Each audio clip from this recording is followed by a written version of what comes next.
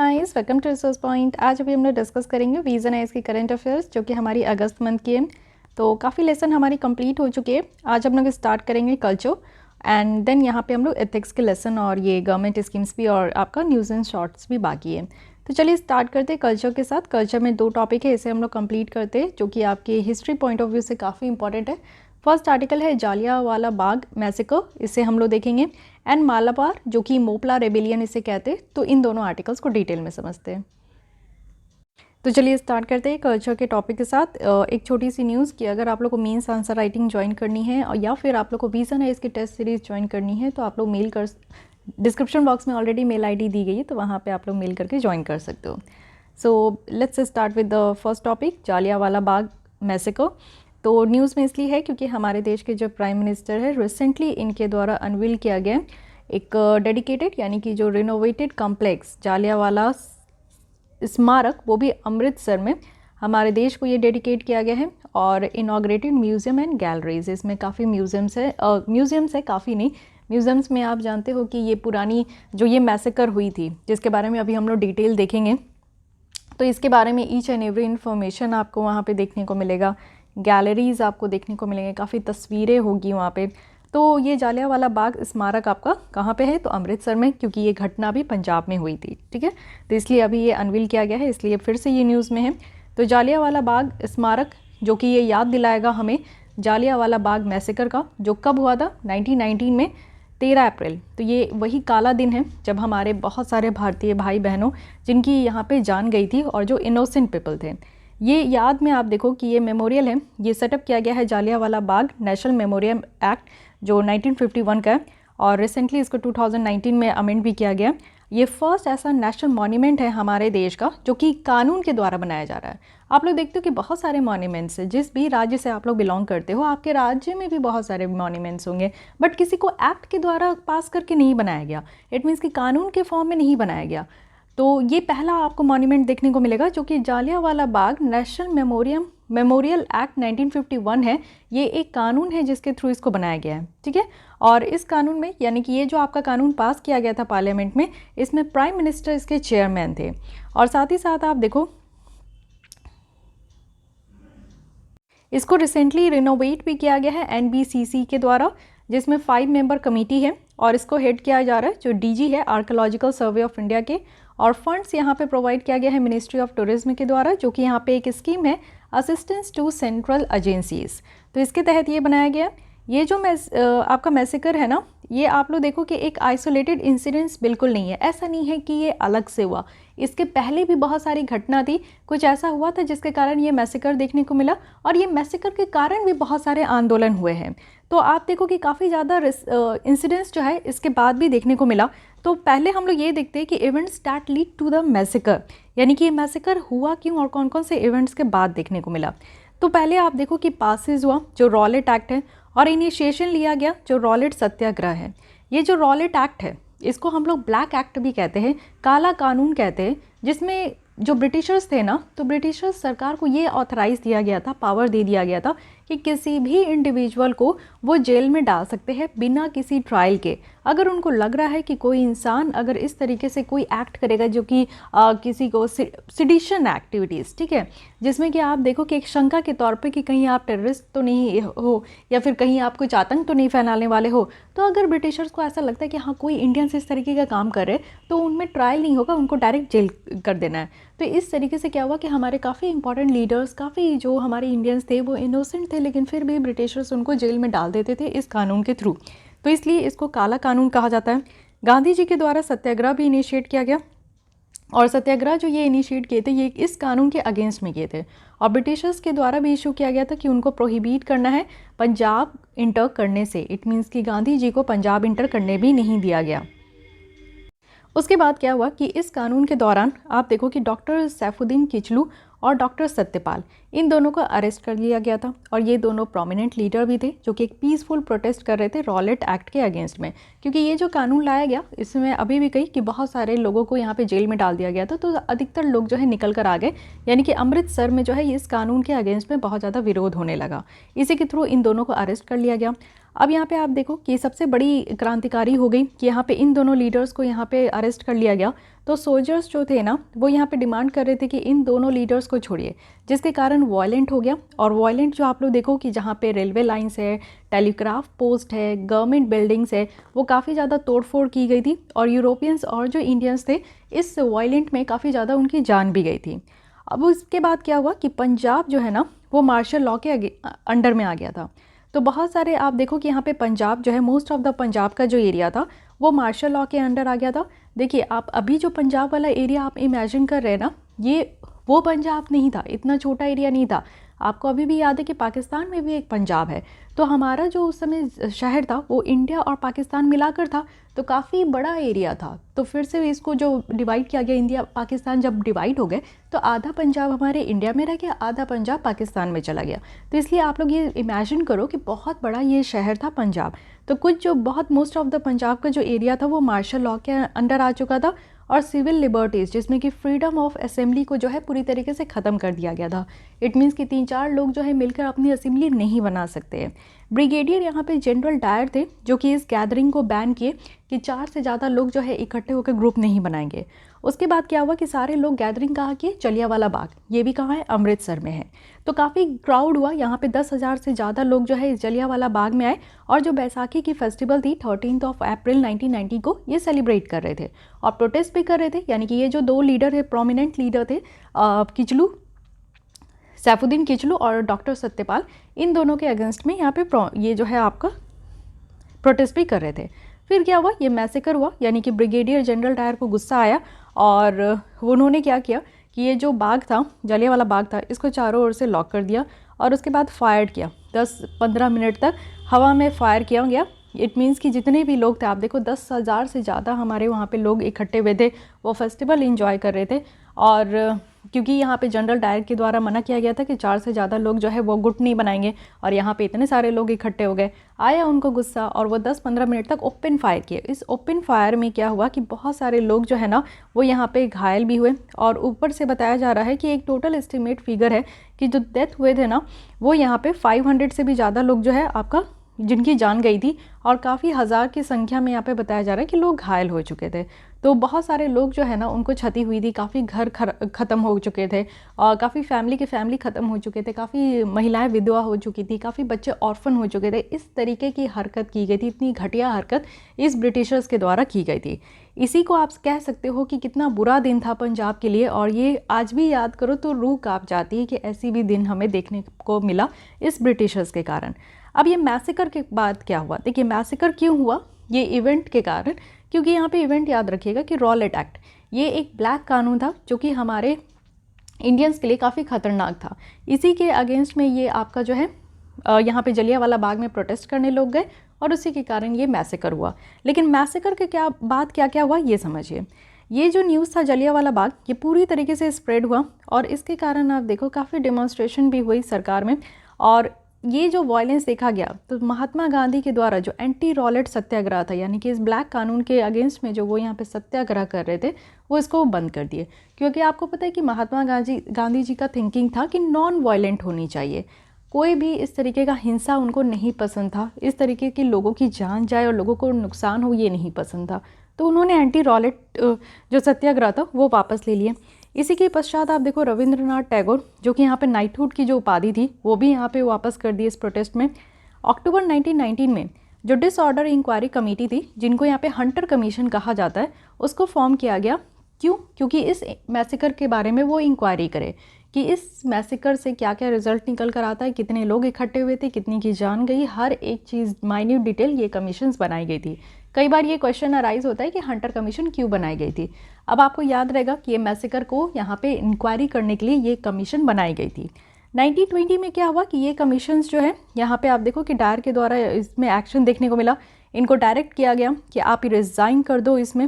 फिर 1940 में क्या हुआ कि कैक्सटन हॉल था लंदन में, उधम सिंह थे। उधम सिंह कौन? तो एक इंडियन फ्रीडम फाइटर है जो कि यहाँ पे माइकल ओडवर को वो मारे थे, तो लेफ्टिनेंट गवर्नर थे वो पंजाब का। तो इस मैसेकर के थ्रू उनको मारा गया और जिनके द्वारा ये अप्रूव किया गया था कि डायर की ये एक्शन है और इसको जो है पंजाब के तहत आपको मार्शल लॉ देखने को मिला फायरिंग के बाद। ये जो शॉक और आउटरेज है इसके कारण नॉन कॉपरेशन मूवमेंट आपको 1920 और 22 में देखने को मिला। ये 22 तक चला, 1920 से पहले 22 तक, क्योंकि इसके बाद आप लोग देखो चौरी चौरा हत्याकांड हुआ था, ठीक है, क्योंकि चौरी चौरा में पुलिस में काफ़ी बमबारी हो गई थी, काफ़ी लोगों की, काफ़ी पुलिस मैन की यहाँ पे जान चली गई थी, तो इसलिए यहाँ पे कॉल्ड ऑफ हो गया था नॉन कॉपरेशन मूवमेंट भी। तो आपको ये बताना है कि चौरी चौरा इंसिडेंट्स कब हुई थी, वो डेट आपको बतानी है, ओके। तो इसलिए ये आपको सीक्वेंस याद रखनी है। जब भी आप मॉडर्न हिस्ट्री पढ़ते हो या गांधीयन एरा पढ़ रहे हो मॉडर्न हिस्ट्री में, तो आपको सीक्वेंस याद रखनी कि एक के बाद एक क्या होता है। तो रॉलेट एक्ट आप लोग पढ़े, रॉलेट एक्ट के बाद आपका ये जलियांवाला बाग मैसेकर हुआ, ठीक है। उसके बाद आपको ये देखने को मिला कि इसी के पश्चात नॉन कॉपरेशन मूवमेंट हुई, ठीक है। नॉन कॉपरेशन मूवमेंट के बाद चौरी चौरा हुआ। तो ये पूरी तरीके से तो हिस्ट्री ऑलरेडी मैं पढ़ा चुकी हूँ, तो आई होप कि आप लोग वो लेसन देखे होंगे। So this is all about this article, और ये टॉपिक आपका एक फिर से रिवाइज हो गया, जलियांवाला मैसेकर। चलिए सेकंड टॉपिक भी मैं आपकी रिवाइज करा देती हूँ, क्योंकि ये सारी चीज़ें आप ऑलरेडी हिस्ट्री में पढ़ रखे हो। न्यूज़ में इसलिए क्योंकि मालाबार रेबेलियन लीडर्स जो वरीम कुन हमीद हाजी है, अली मुसालियर है और 387 अदर्स है, जो कि मोपला मैटर्स इनको कहा जाता है, उनको यहाँ पे रिमूव किया गया है dictionary of martyrs of Indian freedom struggle से। तो ऐसा क्या हुआ है, क्यों हुआ है, ये देख लेते हैं। एक्चुअली 3 मेंबर पैनल है जो कि इस एंट्रीज़ को रिव्यू कर रही थी, वो भी 5th volume of the dictionary में। और ये आपका किसके द्वारा लाया गया, Indian council for historical research के द्वारा। तो ये अंडरस्टूड कर रहे थे और रिकमेंड किया गया कि इनका नाम डिलीट करना चाहिए। और 1921 का जो रेबेलियन है वो यहाँ पे इंडियन इंडिपेंडेंस स्ट्रगल का कभी पार्ट ही नहीं था, बट ये फंडामेंटलिस्ट मूवमेंट था। अब यहाँ पे कंक्लूड किया गया है कि जो हाजी है वो राइटर्स है, ठीक है, राइटर थे who had established sharia court, इनके द्वारा शरिया कोर्ट भी इस्टेब्लिश किया गया। एक large number of Moplah rioters जो कि यहाँ पे आप देखो अंडर ट्रायल प्रिजनर्स थे, इनकी जो जान गई थी वो डिजीज़ के कारण गई थी, क्योंकि ये कॉलरा वगैरह इनको हो गया था और ये नेचुरल कॉज है, तो इसलिए इनको जो है ना हम लोग शहीद हो गए हैं ऐसा हम लोग नहीं कंसीडर करेंगे, तो इसलिए इनका नाम रिमूव कर देना चाहिए। अब आगे बढ़ने से पहले मुझे लगता है कि आपको यहाँ पे ये समझना चाहिए कि मोपलाज होते कौन हैं और ये क्या है। तो मोपलाज जो थे वो मुस्लिम टेनेंट्स थे और कल्टिवेटर्स भी थे, जो कि यहाँ पे आप देखो कि अपर कास्ट हिंदूज़ में आते थे। और मोपलास का क्या था ना कि ये कुछ प्रोमिनेंस भी इनका देखने को मिला, यानी कि इनके जो लैंड होल्ड थे, लैंड लॉर्ड्स जो थे, यानी कि जो ज़मींदार थे, उनके ऊपर इनका प्रोमिनेंस भी था। जब मैसूरियन इन्वेजन हुआ था हैदर अली का और टीपू सुल्तान का तब, बट जब ब्रिटिश ऑक्यूपाइड किए ना ये मालाबार वाला रीजन, जब ब्रिटिश के हाथ में आया 1792 में, तो जो डोमिनेंस था वो हिंदू ज़मींदारों का बहुत ज़्यादा था। इस सिनेरियो में क्या हुआ कि जो मपिलास थे वो यहाँ पे खुद को मर्सी समझे, यानी कि उनका ज़मीन छीन लिया गया। वो पहले यहाँ पे डोमिनेट करते थे इस एरिया में, बट आप समझो कि कोई और आके डोमिनेट करने लगे, आपका हक छिन जाए, तो आप ऑब्वियस है कि यहाँ पे लड़ोगे ही अपने हक के लिए। तो वही बात है, फिर ऐसा इनको लगने लगा कि जो हिंदू ज़मींदार थे ना, उनके सामने ये भीख मांग रहे थे, तो ये वाली प्रॉब्लम हुई, यानी कि अपनी ज़मीनों के हक के लिए ये लोग लड़ना स्टार्ट किए, और वही मोमेंट हम लोग यहाँ पे देख रहे हैं। मालाबार रेबिलियन की बात करें, जिसे मोपला राइट्स भी कहते हैं, ये अपराइज हुआ मुस्लिम टेनेंट्स का ब्रिटिश रूलर्स के अगेंस्ट में, और जो लोकल वहाँ के हिंदू लैंडलॉर्ड्स थे ना उनके अगेंस्ट में। एक्चुअली ये 1921 में स्टार्ट हुआ। उसके बाद अब देखो ये one of the first nationalist uprising बन गया था सदर्न इंडिया का। ये मालाबार वाला रीजन आपको कहाँ देखने को मिलेगा, जो केरल वाला साइड है, केरल आपको देखने को मिलेगा स्टेट, उसके ऊपर कर्नाटक है, ये रीजन यहाँ पे मालाबार कहते हैं। तो यहाँ पे सदर्न इंडिया में ये पहला ऐसा नेशनलिस्ट अपराइजिंग था, और अभी तक हम लोग याद रखते हैं जो पीजेंट की रिवोल्ट थी ना, ये पहली थी यहाँ पे। उसके बाद आप देखो कि ये चीज़ें जो हैं, ये खिलाफत आंदोलन और जो नॉन कॉपरेशन मूवमेंट था, इसी के बीच में आपको ये देखने को मिला, जो कि यहाँ पे महात्मा गांधी इसको लीड कर रहे थे। फिर क्या था, फिर आप देखो कि इस रिवॉल्ट का यहाँ पे कारण क्या था, ये बताया जा रहा है। तो हिस्ट्री है, यहाँ पे कॉन्फ्लिक्ट हुआ था मालाबार रीजन का।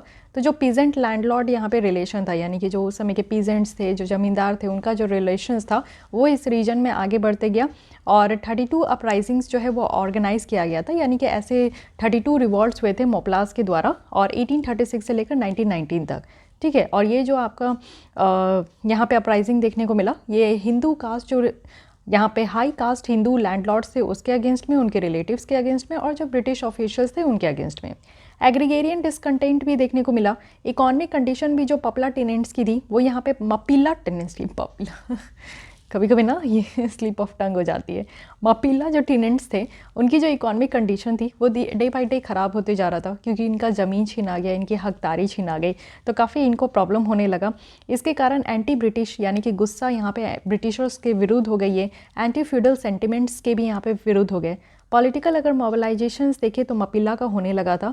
ये जो कांग्रेस है ये रिस्ट आउट हो गए थे मपिला कल्टिवेटर से, और वो अपनी सपोर्ट जो है ना वो इंडिपेंडेंस के लिए वो यहाँ पर मोबिलाइज करने लगे, और खिलाफत मूवमेंट के थ्रू। साथ ही एग्रीगेरियन रिफॉर्म के लिए ये सपोर्ट करने लगे कांग्रेस जो थे कि एग्रीकल्चर सेक्टर्स में कुछ रिफॉर्म होना चाहिए। खिलाफत कमेटी को यहाँ पे फॉर्म किया गया था मालाबार में 1920 में, जो कि धीरे धीरे ये काफ़ी एक्टिव होने लगा। अगस्त 1920 की बात करें तो गांधी और शौकत अली थे, यानी कि जो खिलाफत आंदोलन के यहाँ पे लीडर थे, शौकत अली, और यहाँ पे 2 ब्रदर्स थे, हैदर अली, शौकत अली और यहाँ पे मोहम्मद अली, जो 2 ब्रदर्स थे, और अबुल कलाम आज़ाद भी यहाँ पे थे। तो काफ़ी लीडर्स थे, ये खिलाफत आंदोलन को आगे लेकर चल रहे थे। इमीडिएट कॉज क्या था कि जो मपिलास थे वो यहाँ पे विरम कुंत कुजामत हजी के अंडर में आ चुके थे, इनकी लीडरशिप चल रही थी, उनके अंडर में आ चुके थे। और 1921 अगस्त में, क्योंकि यहाँ पे जो खिलाफत के जो लीडर थे मुसलियार, इनको अरेस्ट कर लिया गया था, और फिर बहुत ज़्यादा ये र्यूमर यानी कि फेक न्यूज़ फैल गया था कि प्रोमिनेंट मॉस्क यहाँ पे जो तिरंग गाड़ी है उनको यहाँ पे रेडेड कर लिया गया, यानी कि उन पर छापामारी मार दी गई। इस तरीके का फेक न्यूज़ जो है वो फैल गया था। तभी यहाँ पे जो मपिलास थे उनकी गुस्सा यहाँ पे फूटी, और फिर इस तरीके का रिवॉल्ट देखने को मिला।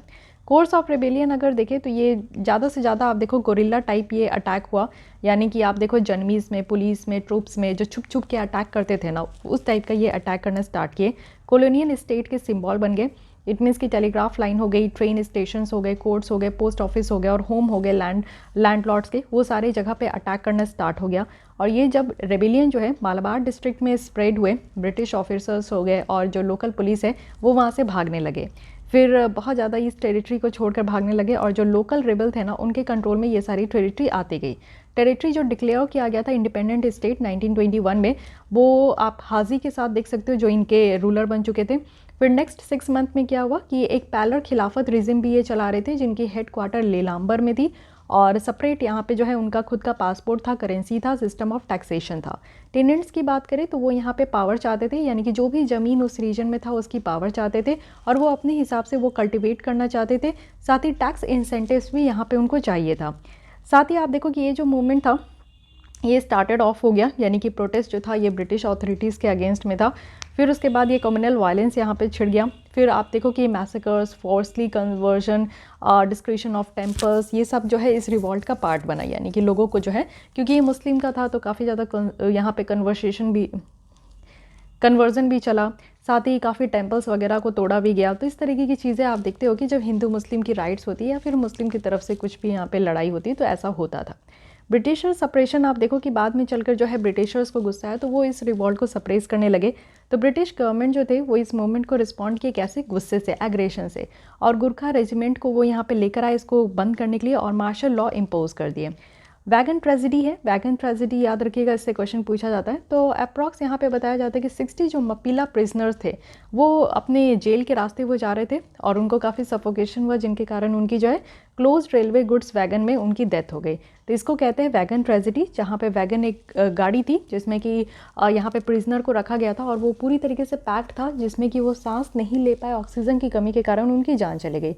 जनवरी 1922 में उनको फिर से उस एरिया में लाया गया जहाँ पे रेबल्स से, फिर यहाँ पे जो है सारे की लीडर्स को कैप्चर कर लिया गया, हाजी को भी अरेस्ट कर लिया गया था, और फिर इनको जो है सेंटेंस टू डेथ दे दिया गया, और इनके जितने भी लोग थे उनके साथ।